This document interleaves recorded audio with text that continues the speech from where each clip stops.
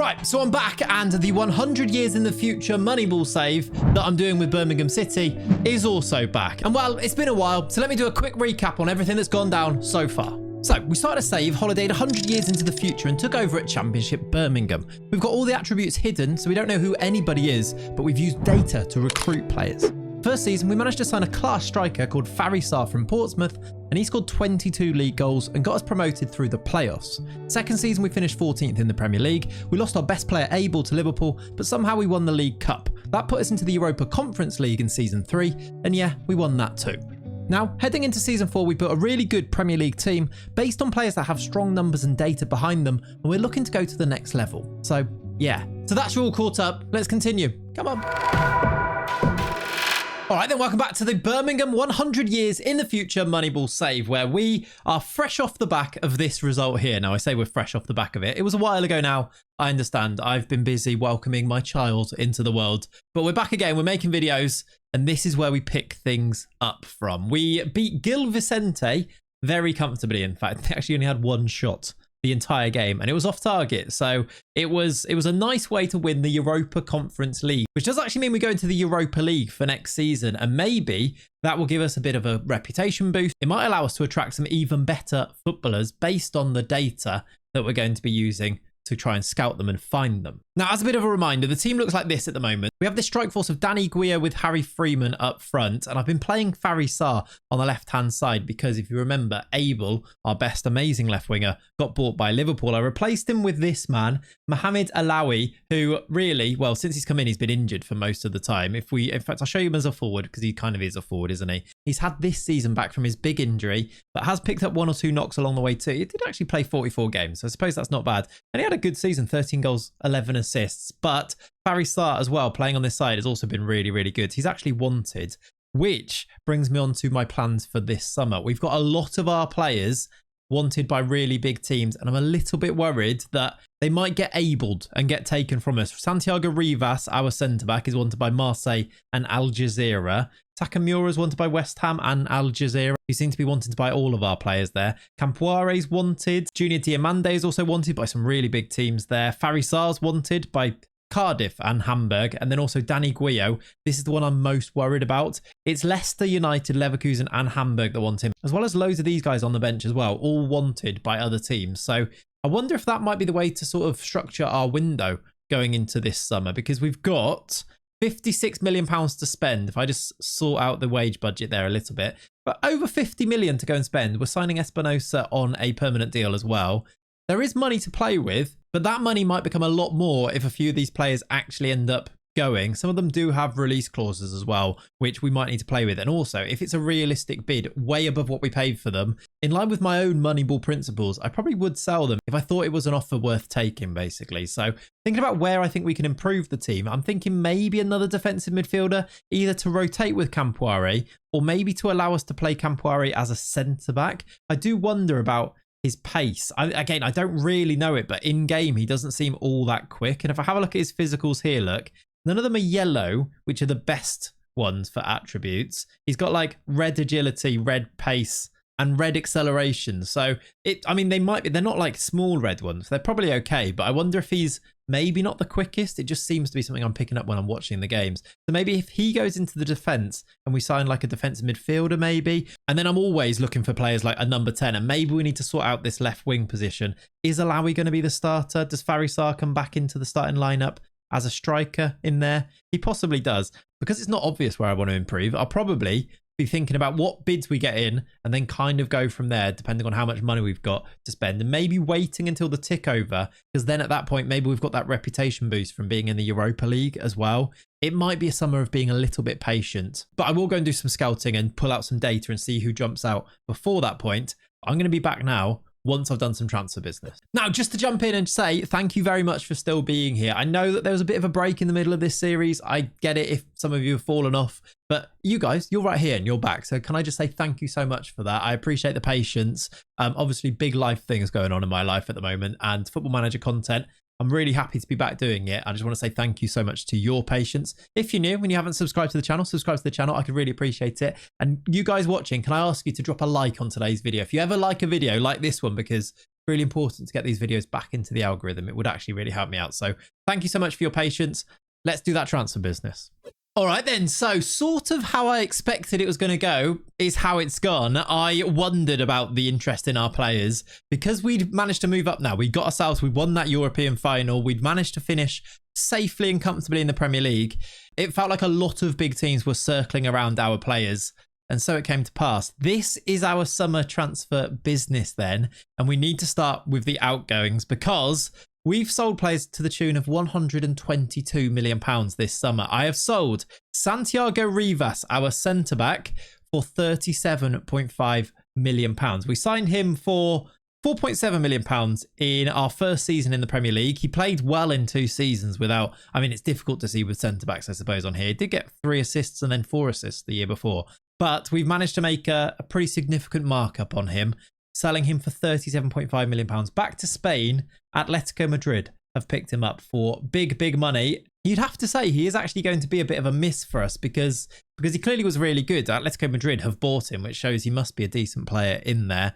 £37.5 million, we need to replace him in our team. And I've thought a little bit outside the box. I kind of touched upon it before about how I'm going to replace him, but we'll get into the team. Let's go through the outgoings and tell you who I've brought in, and then I'll show you the tactics with every player in their positions as we get ready to go and approach our 4th season here at the club. The other big one, and probably the biggest one, is that Danny Guillo has already left the club. He was here for 1 season, and now he's been sold to Bayer Leverkusen for £56 million. Just 1 season, scored 14 goals, 8 assists. It wasn't even that amazing. It's a big £30 million profit on him just in terms of transfer fees. But, I mean, he scored 14 and 35. Harry Freeman has consistently scored more goals than him. So I'm not that upset. We talked about it, I think, in the last video, that maybe this was just first season settling in and he's clearly a really good footballer. Again, it's kind of proven by the fact that it's kind of proven by the idea that he's gone to Bayer Leverkusen. They've spent this much money on him. His value's actually shot up, look, to 93 for £134 million. So maybe we've lost one. But I think if a bid like £56 million comes in, I think I'm going to accept it because I think that's realistic, basically. So he's moved on, so we need to bring in a striker to replace him. And then other than that, the other big sale, we sold Sully Mitchley and Lee Ford for basically no money. One of them's a loan, by the way. The other big one is that Borja Sola, who was our backup attacking midfielder, has been sold to Changchun Yatai for £26.5 million.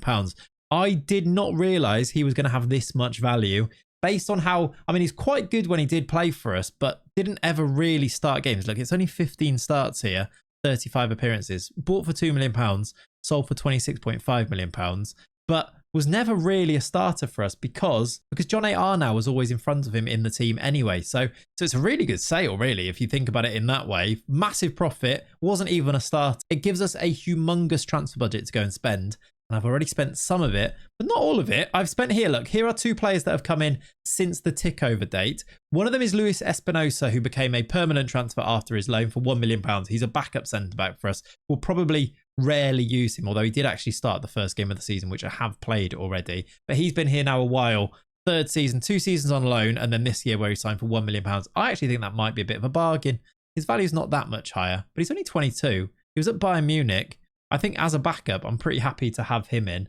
And then the other signings, there's Christian here, which I'll show you in a second, but there is a couple more that went through before the tick over date. And they are Moises Roa and George Exteberia, who is a defensive midfielder. Now, let's go to the tactics screen, and then I'll go through these players and show you what attracted me to them, what the data looks like on those particular players and why I've brought them in. But let's go to the tactics screen here, where before I show you the players, I need to show you that there is a slight tweak in system going into this season. Now, we were using this system here with this left winger. It's sort of asymmetrical with the 2 strikers with the number 10 behind.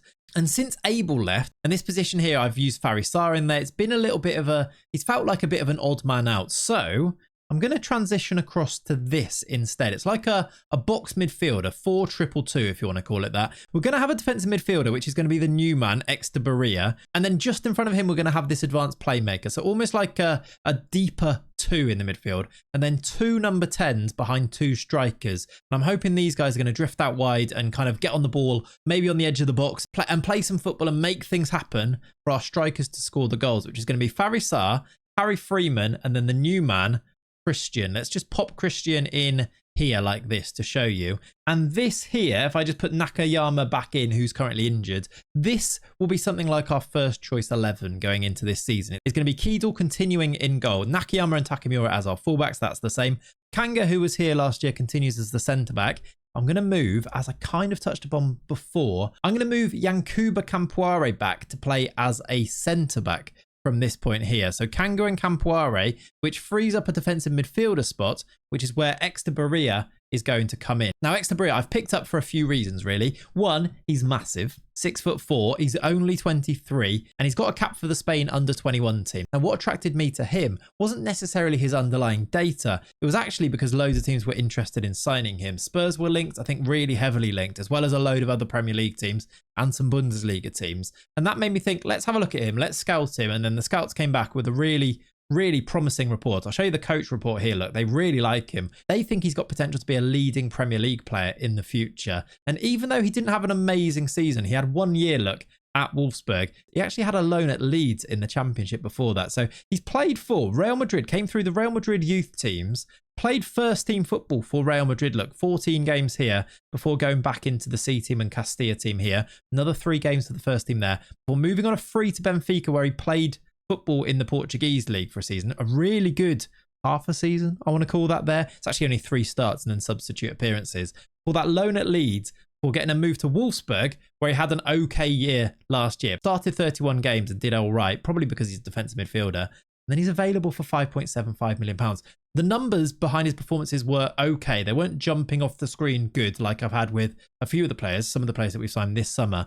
But I think just his pedigree, the idea that he's played for big teams and the profile of player that he is, if you have a look at some of his attributes down here, he's got great tackling, really good aggression. He's massive. He's strong. He's actually quite quick. Look, he's got the yellow circle for pace here, which is a nice thing. Can pass, has good vision, and a really good coach and scout report in there. This is only 1 game sample size, but it was the first game of the season and he played brilliantly. Look, won the ball back loads of times. Really good with progressive passes as well. Won his headers too. I think just the profile of player is worth the punt for the sake of £5 million. So he's going to come in and play as our number 6. And now that we play with 2 number 10s, I've brought in a new man, which is this man here, Moises Roa, who's also had a really good first game of the season. If we put him in as an attacking midfielder here, you can see his numbers, again, 1 game, so it's a very small sample size, but you can kind of see what his game's all about just on this. But this here is what attracted me to signing him. I picked out 8 players that could play as a number 10 for us, that were in our price range, that were interested in joining us. And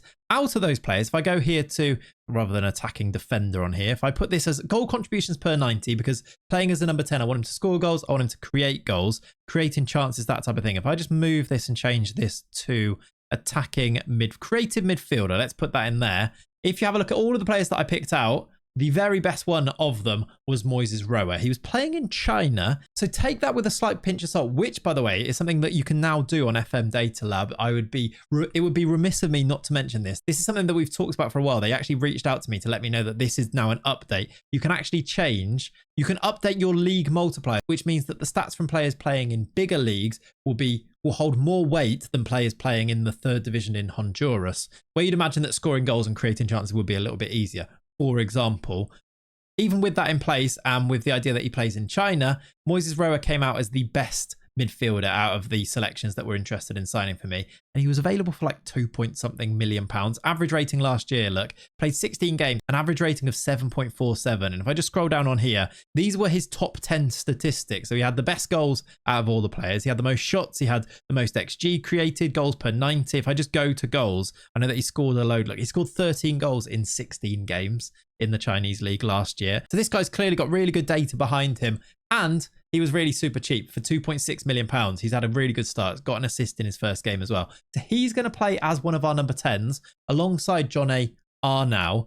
And those two are going to be backed up by Mohamed Alawi, who is still at the club, but we now don't use his position. So instead, with Alawi, who's injured again, by the way, this is the problem with him. He's now torn his thigh muscle at the end of July, look. So he's out for another 5 to 8 weeks there. This might be the problem. I think he's just going to be injury prone. We might need to cut our losses. And if we get decent money for him, that probably wouldn't be the worst thing. In the meantime, though, I'm going to retrain him as an attacking midfielder, look, so that hopefully he can be our backup, our 3rd choice in here. And if we do get loads of injuries and we don't have enough attacking midfielders, I suppose we could always go back to the original system and play with a winger. So we've only got one attacking midfielder in there as well. But Roa and Arnau are going to be our guys. And then up front, we're going to have Faris Sarr, Harry Freeman, and then, of course, the new man, which is Christian. Now, Christian also is one that came through at Real Madrid. I've signed him because his data last season, playing in the youth teams for Real Madrid, looked like this, which obviously looks really good. Now, and pinch us hold once again, he was playing for Castilla, the Real Madrid B team, if you like.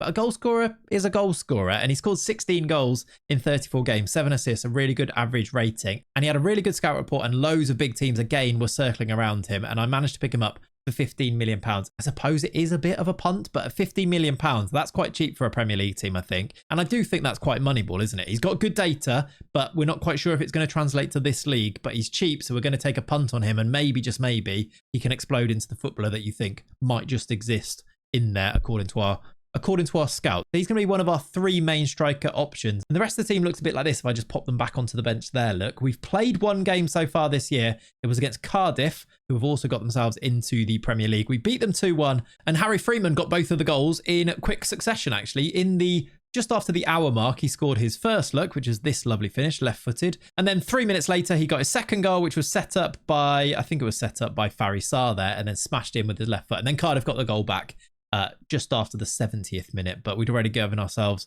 enough to win the game from there. And that's a solid start. It's probably a game you'd expect us to win against Cardiff. But if I go to the season preview, which we do like to have a look at, we're predicted to finish 16th. So I'm hoping that we can finish mid-table this year. That'd be quite nice. I think we've got good enough players to go and do that. There's teams that I think we can beat around us. Like, look at the teams that are in the league. Coventry now, 2,000-1. West Ham, also newly promoted, 1,000-1. Brighton have just come back. Bournemouth are apparently worse than us. Cardiff we've already beaten, who are apparently a little bit better. Chelsea right down here is crazy, isn't it? It'd be lovely if they did get relegated, wouldn't it? But we will see. That, though, does bring us up to speed. One thing I wanted to mention before we continue as well, we've got £272 million in the bank. So this Moneyball thing is definitely working. Look at the improvement, the increase of the money that we're making at the club. Long may that continue, and long may the wins continue, because I'm going to go and play now half of this season. I'll take you up until about January, and I'll be back to let you know how things are going in our 4th season here. Come on. Right, well, I'm back. It's the 4th of January now. 21-29 is the date. We're third. We're third in the league. We're in a title. Are we in a title race? I suppose you have to say we are. We've played 21 games and won 14 of them. We've actually lost 7 games. We just haven't drawn a game so far this year. I think we're a little bit above where we actually should be in terms of our quality, but we've had an amazing start to the season. And right now we're in line to qualify for the Champions League. This is an outrageous improvement from where we were before, but we've been really good. And I do think we've got a really good team now. Let me just show you the squad.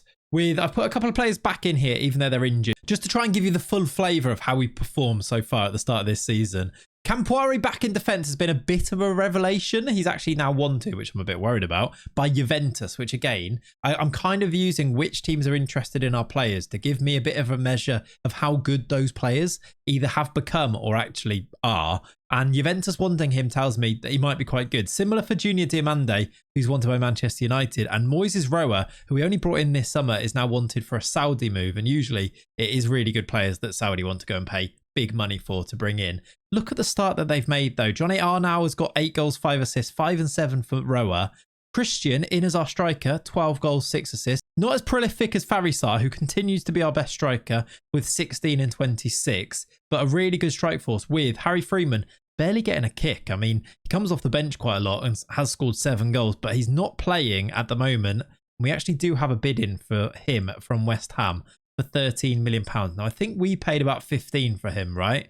It was, yeah, £15 million. So I'd really like to at least make our money back. So I think I might either negotiate that bid or reject it. It's not even all up front. Like, it's £15 million in total, but after installments and things like that. So I kind of think let's do that now, actually. Let's see if they'd offer us maybe up to like 20 million or something and see if we can get, let's go quite high. See if they give us a bit. Okay, they've offered £21 million there. I'm going to have to think about whether I accept that. That's not now that bad of a deal, is it? I do wonder if I went a bit low, though, because they were very happy to immediately accept that. Maybe I can see if I can get a little bit of an auction going or something. Do you know what? For now, I'm going to accept that. but I might see if I can eke out a little bit more money for him. But I do wonder, is it now time to say goodbye to Harry Freeman? He's been a brilliant goal scorer for us over the years, but this year he's not really getting in the team. And now maybe with Christian and Sarr being the front two, I mean, Sarr's not that old. He's going to be there for a while. He's only 23 still. He's going to continue to be our striker for a long time. His data looks pretty good as well. And Christian himself is only 20 years old. I mean, look at that as well. For his expected assists and non-penalty expected goals are all pretty strong look for him as our striker. Has he now got 5 under 21 caps and scored? He's now got 5 under 21 caps and scored 6 goals for them. But yes, we've been brilliant. Georges Estebaria as the defensive midfield has been excellent. And even Mohamed Alawi now retrained to be able to play as a number, if I go here, look, to be able to play as an attacking midfielder, as a number 10. He's not quite there yet, but he's now accomplished. Has been quite good. And he started 13 games in there and has got himself 3 goals. So he's actually a useful member of the squad now that we've retrained him too. But how do we end up being 3rd in the league? Let me explain what I think has happened here.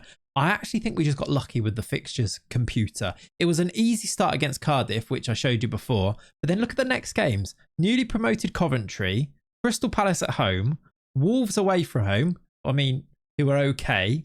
Then it was Everton at home, which we lost. So maybe that might actually show our actual level a little bit more. But then Bournemouth away, who are not very good. Brighton away, who are newly promoted. And then actually we started playing teams that are actually quite good. Hull, we've seen, are decent. They beat us. Liverpool beat us quite easily. They beat us 4-1 there, look. Aston Villa beat us quite easily. I think that is more of a reflection of how good we actually are.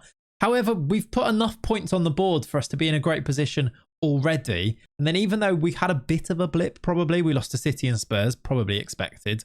We then bounced back with a really good run. And there's actually some really good results in this one as well. We beat Arsenal. We beat United 4-0 at home, look. Beat Chelsea, but we know that Chelsea aren't quite as good as you may think they are. We're through, by the way, to the EFL Cup, the League Cup semi-final, where we're going to play home and away in a 2-legged affair against Manchester United. Chance for another trophy there and chance to win that competition again. We beat Leicester, we beat Everton, we beat West Ham, then we lost to Newcastle. I just feel like we're winning the games that we're supposed to, but there are quite a lot of games that we might end up losing still coming up in the rest of this season. If I just go through the fixtures, look, there's Liverpool, there's City, there's Spurs, there's United, there's Arsenal, there's Newcastle. All of those games you'd expect us maybe, I mean, Villa away as well. We might drop points in. So I don't quite think we're worthy of being 3rd, or I don't think we're going to finish 3rd, but we've got points on the board, so maybe we can aim to finish. Can we aim to finish in the top 7 and qualify for Europe that way through the league? And do you know what? Even if we finish down in 10th, we have a horrible second half of the season, I think I'd be okay with it. I mean, that would be fine, wouldn't it? What I'm going to go and do now is finish off January, though, I think, because there is potential for transfer business to happen here. Freeman, I'm going to work out whether I'm going to sell him for that. We did also have a bid from Guangzhou in China for Mohamed Alawi, which I rejected because it wasn't quite enough, but they may come back and buy him. We've also got bids in for Caicedo and Henderson. So I think I'm going to be back at the end of January and I'll let you know what business I've done, what I've ended up doing with Harry Freeman, for example. Okay, here it is then. It's the 31st of Jan. It's deadline day. And first things first, we have dropped out of the top 3. A little bit more of a reversion to the mean, which is where I think we actually are as a club. We're now 5th in the league. It's 46 points from 24 games. Overall, we did really well in January, but we did lose to Cardiff away 6-2. I don't know what happened here. We were 2-0 up as well. Look, Arnau scored, Diamande scored, and then they ran riot and beat us 6-2. It was a weird game of Football Manager is what happened there. We did beat Coventry before that. We've gone through in the FA Cup. We drew our first game against Manchester United in the League Cup semi-final at home. So we do have work to do if we want to get through to another final there. We beat Wolves. We beat Salzburg. I need to show you that Europa League phase, actually, which we are going through, although we are going through into the knockout playoff round. We haven't finished in the top. Let me show you on here. In fact, we haven't finished in the top 8. Look, we finished 10th in that league phase. 8 games, 4 wins, 2 draws and 2 losses. We lost to Penafiel and Slavia Prague in that competition. By the way, lots of you asking for like past winners of competitions. These are the past winners of the Europa League. Quite a varied list of teams actually have won this competition. Real Madrid won it back there, look, but Girona,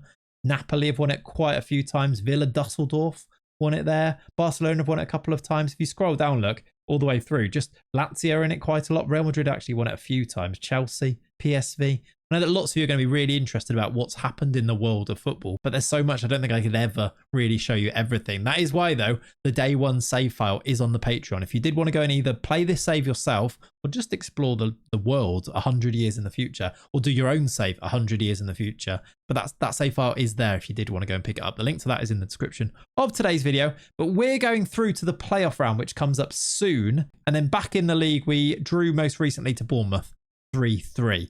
That puts us 5th with 14 games to go. And I did do some January transfer business, as mentioned. A couple of big sales and one new signing coming in. The sales, though, let's start with those. I have sold Harry Freeman, as rumoured, as you saw. I did actually reject that bid from West Ham because I did think that they might offer a little bit more. I rejected it, offered him back out, and a couple of teams came in. It was a bit of an auction, and in the end, West Ham did win it for £18.75 million, rising to 20.5. So it is a profit on that £15 million that we paid for him, just in terms of pure transfer fees. So I'm happy with that. And then I haven't actually replaced him this window, but I think in the summer we'll probably bring in a new striker to replace him. I've also sold Mohamed Alawi, who I did talk about coming back into the team, but because he's so injury prone, because we got a decent bid in the end from Copenhagen for £26 million. Again, Copenhagen being the team that have bought him might tell you a little bit about his actual level. It wasn't a team it wasn't a top team. It was a Danish team. So maybe he wasn't ever going to be that top player that I thought he might be based on some of his numbers.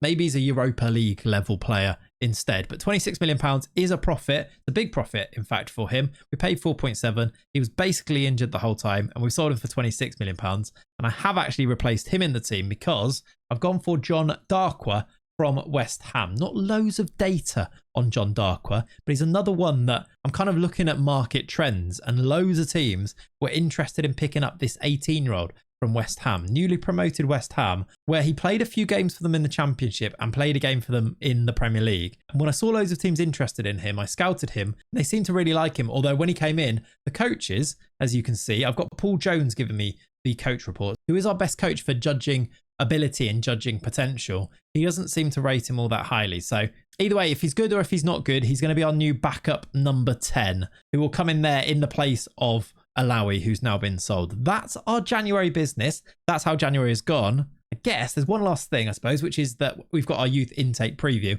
Below average intake, not a great group of young players, so there's definitely not loads there to get excited about, although one of the wing-backs is quite good with an A grade. We'll keep an eye out for him. Right now, though, I'm going to go and finish off this season. Hopefully, we can qualify for at least Europe. We've slipped a little bit.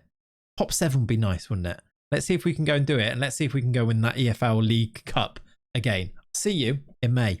And welcome back to the end of our 4th season here at Birmingham then, where we have finished 6th. Now, we were 3rd at the start of January, weren't we? And we were dreaming maybe of a title race. We kind of told ourselves that that wasn't going to be the case. And so came to pass in the end. A 6th place finish, though, is way above what I expected us to do for this season. Really, really good season. 67 points. It could have been even better. We didn't win any of our last 3 games? I think it was the last, any of our last 4 games, if you count the Europa League semi-final as well. We kind of let ourselves down right at the end. It could have been even better. It could have been maybe even a top 4 finish. We were 5 points off it in the end. Probably pushing it a little bit, but it was Newcastle that got 4th, Wolves in 3rd, City in 2nd, and Spurs have won the league. Now, 3 seasons in a row, Spurs are champion, which is very not Spursy, is it? We, though, have finished just below Hull City in 6th, with Liverpool 7th and Arsenal 9th, which is crazy. Chelsea finished 15th, Everton have finished 17th and qualified for the Conference League through winning the League Cup, which, by the way, we didn't go through to the final. We lost that second leg look against Manchester United 3-0. So they played Everton in the final. Everton managed to win that 1-0 look. They're in the Conference League. It's a little bit like what we managed to do. Get yourself in Europe, even though you finished so low down in the league. In the Europa League, I kind of showed you before, but we managed to get to the semi-final. We lost to Penafiel, who are in the final. They're a Portuguese team who are actually apparently quite good these days. They're in the Europa League final where they'll play Liverpool. Now, we may have lost to Liverpool if we got through anyway, but we were 2-0 up from the first leg. Christian and Arnaud scoring the goals, but we lost the second leg 3-0. I was hoping that I'd be back at this point to do a live a Europa League final with you, but it wasn't to be. We lost. Richard Simmons got a hat-trick for them. Maybe we should scout Richard Simmons, actually. He's 6'1", 29-year-old striker. Maybe not if he's 29. Although actually some of his numbers here for goals and shots and things look pretty good. So it's actually English as well. No caps for us. Where did he come through? He came through. He's an Englishman that came through at Penafiel in Portugal. That is a curious. Where was he born? He was born in Pitsea in England, but he's half Portuguese, half English. That is a fun one. There's actually a lot more, I've noticed, by the way. A lot more partial nationalities of players. One of the big ones for us is John A. Arnau, who's half English, half Spanish. Born in, where was he born? He was born in London, but he's half Spanish, look. So we've benefited from that ourselves a little bit, haven't we? Anyway, these were the rest of the results for the second half of the season. From February onwards, look, there's us getting knocked out of the EFL Cup. We had some big wins, beat Rosenborg.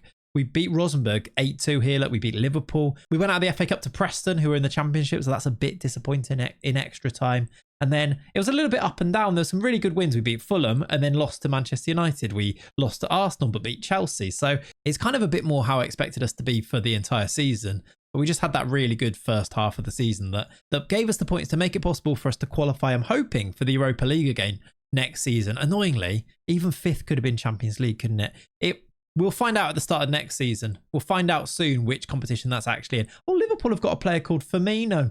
That's fun, isn't it? I've just noticed Bruno Firmino plays for Liverpool. That's fun. Let me show you the data of some of the players. It was a great season for Faris Sarr. 30 goals in all competitions, look, in total. 21 for Christian, 19 for Moises Roa with 11 assists. He's a new signing and has been brilliant for us. Arnau again, great. Diamande from midfield, 12 goals, 11 assists. 10 assists from left back for Takamura, 14 assists from right back for Nakayama. A really good season for Campoire playing centre back. No longer wanted, although Kanga is wanted now by Everton and Spurs. Extabaria wanted by Al Nassr.